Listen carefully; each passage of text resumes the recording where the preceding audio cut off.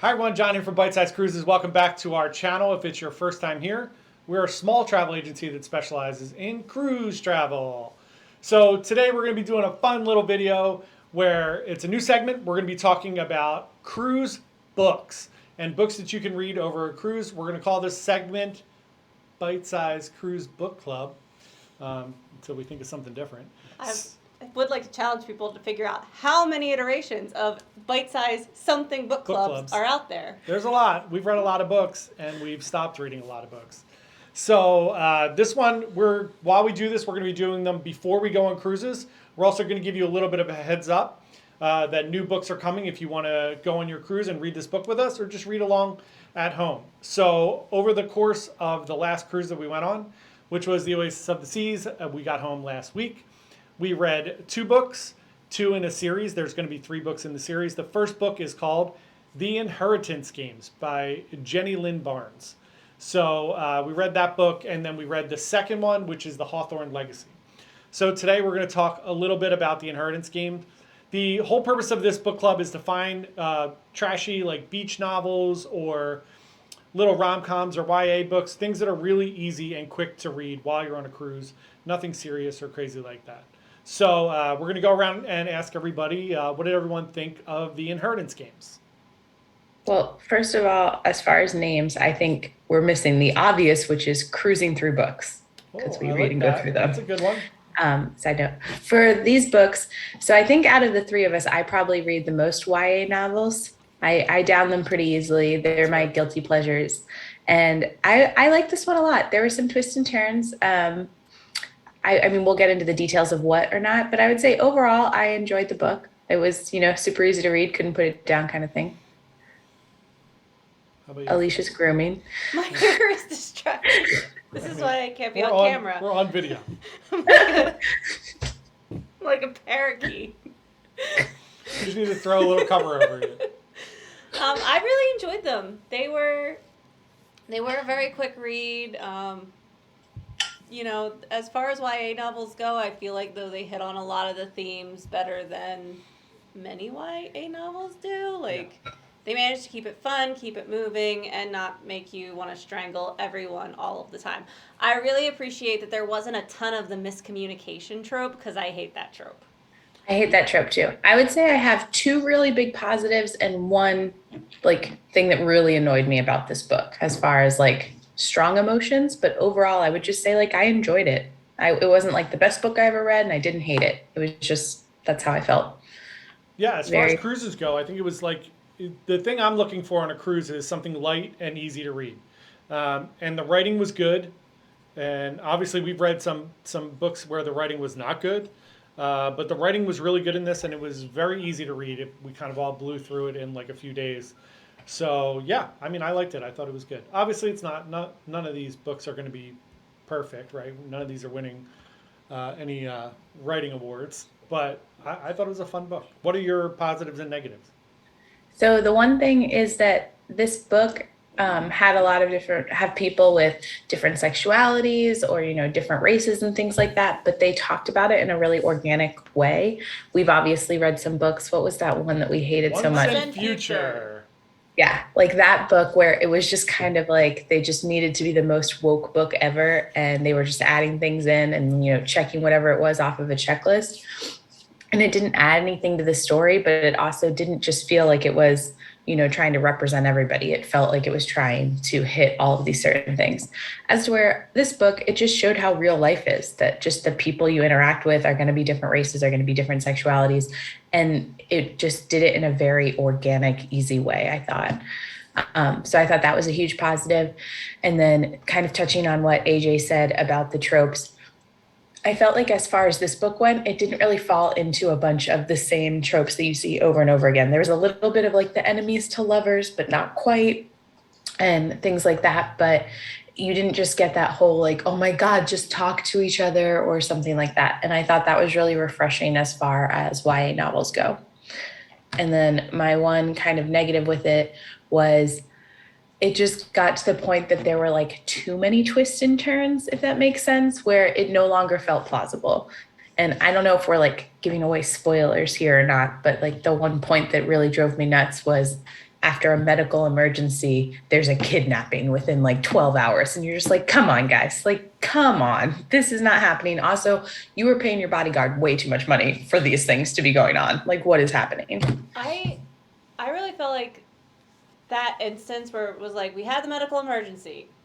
She wakes up back at the manor. And then the kidnapping, and then you find all this stuff out. Like, it felt like the author wasn't positive they were going to get a third book. And was trying to rush through tying up loose ends. And it's like my same complaint with the 7th Harry Potter book. Where I'm like, I'd rather wait and have you, like... Write another book. Write it Yeah. well than rush through and have it feel like I went from drinking from a nice, lovely water fountain to a fire hose. Yeah. So to give everybody just an idea of the premise of the book, so the first book, which is The Inheritance Games, is based on the premise there's this girl, she kind of down on her luck, her mother passes away, she's living with her sister and then eventually living out of a car, and she gets a letter that she needs to, well, actually somebody shows up and tells her she needs to appear at a will reading. She shows up and she inherits billions and billions and billions of dollars over the family, and then the kind of premise of the book is she's trying to figure out why, and it becomes like a puzzle between the family and her to figure out why she's inherited this money, and it goes on again in the second book, and then obviously it's going to continue on into the third book with different stories and different things. But just to give everybody an idea, we won't give too many spoiler alerts if you want to read the book, but that's the basic premise of the first book. I will say I genuinely enjoyed the riddles. I thought they were great. Yeah. And without spoiling the ending, I will just say that there's a way that the main character thought things were going to go. And then there's like, again, a lot of twists and turns. And part of me just wanted it to go the way that the author thought it was going to go, because that was a cleaner ending. Yeah, I agree. My opinion. Yeah. Or not the author, the main character, Yeah. the way the main character wanted it to go. I agree. Twisting it off of that, I think it felt like M. Night Shyamalan forcing. Let's not. Yeah. Let's not turn this into a review of Old.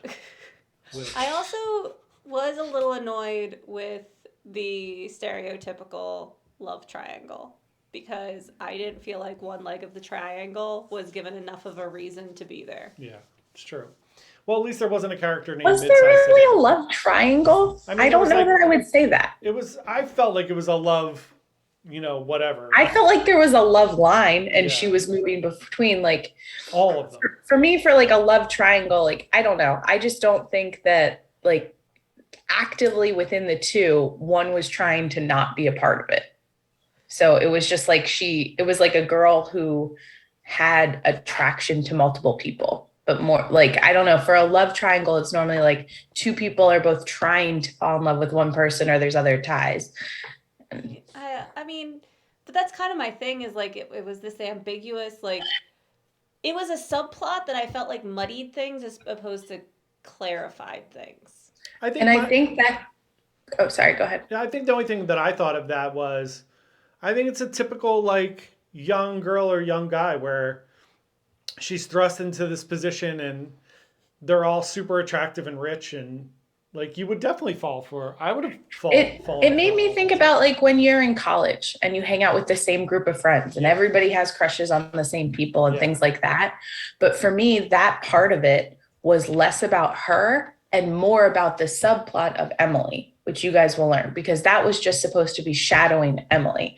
And honestly, I wish they would do a fourth book, which like was before any of this happened, and the story of what happened with Emily, because they tried, like Helen, who's on our team, hated the whole Emily subplot. She like, that was the only part of the book she could not stand.